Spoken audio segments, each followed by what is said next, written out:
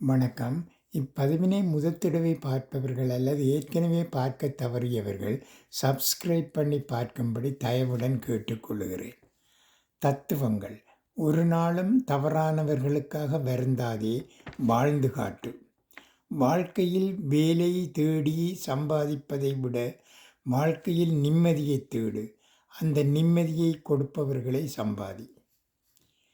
தாய் இருந்தால் துன்பமில்லை, தந்தை இருந்தால் தவிப்பு இல்லை, தங்கை இருந்தால் தனிமை இல்லை, தோழன் இருந்தால் தோல்வி இல்லை, தாத்தா இருந்தால் தயக்கம் இல்லை, பாட்டி இருந்தால் பயமில்லை, அண்ணன் இருந்தால் அனைத்தும் கிடைக்கும்.